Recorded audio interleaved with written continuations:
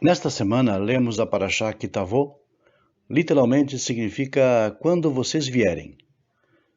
E essa Parashá começa descrevendo uma das mitzvot que o povo judeu deveria cumprir apenas após a conquista da terra de Israel, chamada Mitzvah de Bikurim, que consistia em cada proprietário de terras trazer para Jerusalém uma cesta contendo as primícias, ou os primeiros frutos da sua colheita. Esta cesta era presenteada ao sacerdote e colocada sobre o altar de sacrifícios. Mas uma das partes mais importantes dessa mitzvah de Bikurim era o proprietário da terra recitar então uma extensa declaração de agradecimento a Deus por sua bondade incessante e constante, que garantiu a improvável sobrevivência do povo judeu durante a história. Como se diz na Haggadah de Pesach, pois não apenas um povo se levantou contra nós para nos exterminar, mas ao contrário, em cada geração em geração se levantam contra nós para nos exterminar, e Deus nos salva das mãos deles. Nesta declaração de agradecimento, cada pessoa recordava as bondades de Deus desde os dias dos antepassados, como está escrito: um arameu tentou destruir meu antepassado. Deuteronômio 26:5. A que acontecimento esse versículo se refere? De acordo com Urashi, que viveu na França de 1040 a 1105, Yaakov trabalhou 20 anos para o seu tio Lavan, e apesar de ter sido enganado centenas de vezes, Deus o protegeu e ele conseguiu juntar uma enorme riqueza. Quando Yaakov resolveu que era hora de voltar para casa, para a terra de Israel, escondeu sua decisão de Lavan, pois sabia que, usando táticas enganosas, Lavan faria de tudo para não permitir sua saída.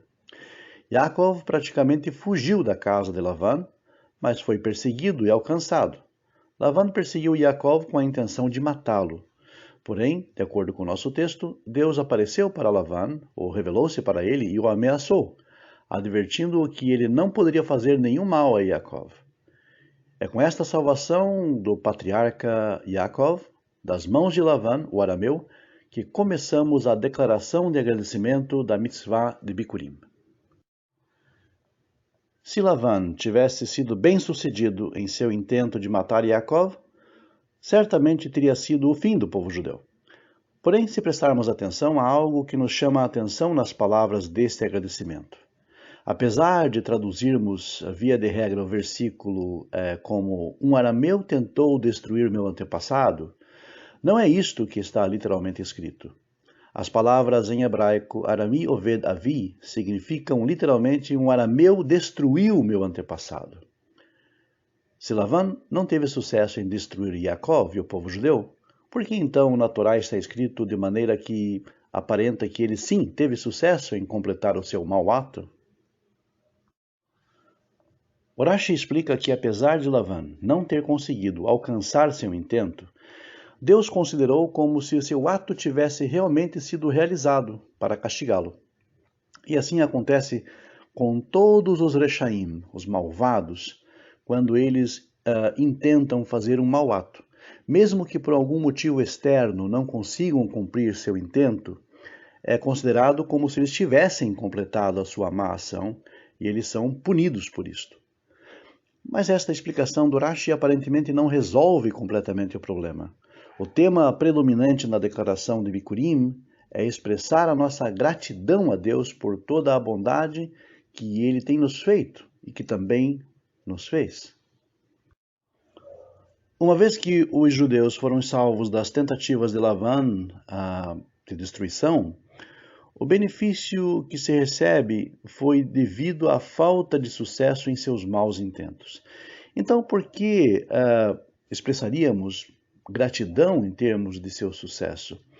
Entendemos que a linguagem "um arameu destruiu o meu antepassado" serve para nos ensinar que Deus puniu Lavan como se ele tivesse sido bem-sucedido em seus maus atos.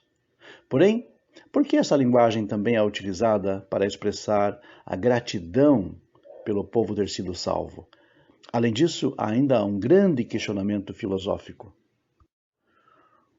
O Talmud, no Tratado Kiddushim 40a, nos ensina que não apenas as más intenções dos Reshaim são julgadas por Deus, não apenas as más intenções dos ímpios, dos malvados são julgados por Deus como se fossem maus atos, mas sim o outro lado também é verdadeiro. Segundo o Talmud, a intenção de um tzadik, de um justo, de fazer o bem, é também acreditado a ele como se tivesse feito o bom ato, por mais que ele não faça. Por exemplo, um tzadik queria cumprir a mitzvah de Bikur Cholim, de visitar um doente, mas quando chegou ao hospital, o doente estava dormindo e ele não pôde nem mesmo entrar no quarto para dizer uma brachá, uma bênção de refuah shlema, de cura completa. Apesar de não ter feito o ato, de não ter rezado a brachá em intenção do doente, isso é acreditado como se ele tivesse efetivamente visitado o enfermo, o doente, e feito a brachá. Mas qual é a lógica de Deus punir ou recompensar alguém por algo que essa pessoa efetivamente não fez? Explica o Rav Yohanan Zweig que a decisão de uma pessoa de fazer certo ato não garante que ela dará continuidade a isto. Porém, se o ato reflete a própria essência da pessoa, então as suas intenções já servem como um compromisso e uma garantia de que a pessoa cumprirá o que ela se dispôs a fazer.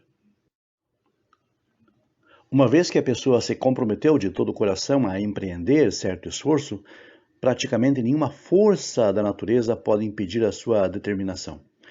Consequentemente, se a pessoa não tiver sucesso, então podemos atribuir a intervenção divina. Portanto, por causa da determinação de um tzadik em fazer apenas bons atos, a sua intenção já é garantida o seu cumprimento. Mesmo que circunstâncias além do seu controle o impeçam de cumprir o seu compromisso, Deus considera como se o ato tivesse sido efetivamente cumprido.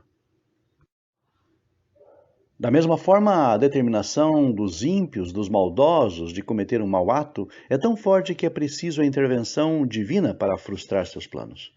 Por isso, os ímpios, os maldosos, são punidos por sua intenção, como se tivessem efetivamente realizado o mau ato. Ao expressar a nossa gratidão por termos, então, sido salvos de alguma situação de perigo, e especificamente os judeus por terem sido salvos das mãos de Lavan, nós também estamos declarando a nossa consciência de que se Lavan havia decidido em seu coração matar Yaakov e destruir o povo judeu, nada além da intervenção divina poderia impedir o seu sucesso. A maneira pela qual indicamos nosso reconhecimento desse fato é referindo-se ao incidente como se ele realmente tivesse acontecido. Assim, estamos enfatizando em nosso agradecimento que nos sentimos ainda mais endividados com Deus pelas suas bondades. Fica da nossa paraxá um ensinamento muito importante para nossas vidas, conforme afirmam os sábios. Não há nada que possa impedir a força de vontade. Isso é dito principalmente em relação à nossa espiritualidade. Muitas vezes limitamos o nosso verdadeiro potencial quando pensamos, eu não consigo. Nosso potencial é muito maior do que imaginamos e somos nós que desistimos sem nem mesmo tentar. Quando realmente acreditamos em um objetivo espiritual, a nossa vontade pode nos levar ao sucesso. E mesmo se não conseguirmos atingir o nosso objetivo por motivos que apenas Deus entende, Ele certamente nos recompensará como se tivéssemos realizado. Por isso não podemos desistir sem ter ao menos tentado. Nós estamos agora no meio do mês de Elul, que é o último mês da preparação antes de Rosh Hashanah. Decisões de crescimento espiritual feitas nesse momento, dizem os sábios, podem mudar completamente o nosso ano e o nosso julgamento. O mais importante é a vontade sincera de crescer, de mudar, de sair do comodismo espiritual. Esta vontade, junto com o nosso esforço e a ajuda de Deus, certamente nos levarão ao sucesso em nosso empreendimento espiritual. E como sempre, a nossa mensagem final. Se você gostou desse vídeo, curta, compartilhe com seus amigos, contatos e redes sociais. E se você ainda não for inscrito, se inscreva, ative as notificações, que teremos mais conteúdo acerca da Torá e acerca dos sentidos mais sutis do texto da lei divina. Até o próximo estudo, então. Muito obrigado a todos e até lá.